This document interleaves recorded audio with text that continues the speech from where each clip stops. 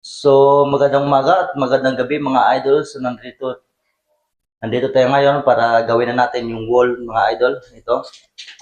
So, una mga idol ay bisik-bisikan natin tong tubig para din may kakapitan tayo sa adhesive natin. At itong electrical mga idol, binago ko rin yan. So, ayan mga idol, pinalabas ko para pagpasok ng talis. Nakapantay po siya kasi ang screw niya mga idol, maiksi lang. So, let's go mga idol. Gatin mga idol.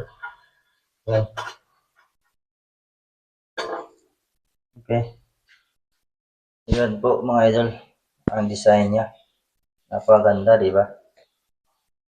Ang una natin gagawin mga idol ay wisik-wisikan natin ng tubig ang ating wall. At pagkatapos mga idol ay naghahalo na nga pala ako ng adhesive para ipahid yan sa ating wall. Kung nalagyan na natin ng adhesive ang ating wall mga idol, lagyan na rin tayo ng konting adhesive sa ilalim ng tiles para kapit na kapit talaga sa pagtatalis mga idol. Di talaga mawala yung tubig mga idol. Napaka-importante po yan. Dito sa pagtatalis mga idol, wala talaga nagtuturo sa akin yan. Mason lang kasi natutunan ko noon. Asintada at palitada sa pupuro ng ating wall at saka skim coat mga idol. Alam nyo mga idol, ako talaga mga idol, hindi pa ako kuntento sa aking ginagawa. Gusto ko matutunan lahat mga idol, kaya pinasukan ko na din lahat. Sa mga tiles hitter mga idol, nagsilip-silip lang ako niyan, tingin-tingin lang ako sa mga ginagawa nila. Kaya hindi ako nagdalawang isip mga idol, sinabihan ko na yung amo ko na boss, pwede ba ako sumubok dyan? At pumayag naman ang amo natin mga idol at sabi niya, yan ang gusto ko sa mga bata, gustong matuto, sige, bukas magsimula ka na. Unang pagsubok mo idol, mahirap pero talaga. Kung ikumpara mo yung sa pagka-tiles sitter at saka mason mga idol, mas mahirap talaga yung mason. Nung natutunan ko pagkabit ng mga tiles mga idol, ay dito na ako nagtagal. Medyo maganda ang trabaho at hindi ka maliligo ng halo. Di tulad ng pagmamason, halos maligo ka sa pawis at halo mga idol. Bagsak-bagsak pa yung katawan mo doon sa sobrang bigat ng mga halo. Hanggang ngayon mga idol, minimaintain ko na talaga ang pagta-tiles sitter. Pares-pares lang din naman mga idol, kumikilos lang din ako mag-isa. So dito lang ako sa tiles sitter mga idol, kahit ako mag-isa,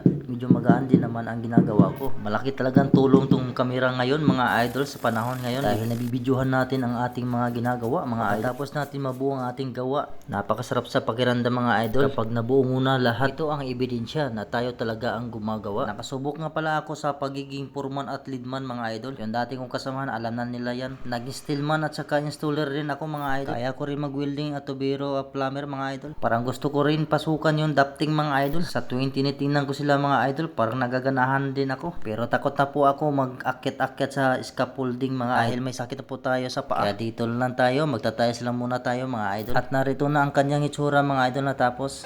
Ayan na po siya. Yan. Ang ganda-ganda talaga ng design nito mga idol. Paki-follow and share, likes and comment mga idol. Hanggang dito lang po ang ating video mga idol. Kung meron kayong concern sa gawa ko, maraming salamat sa inyong lahat.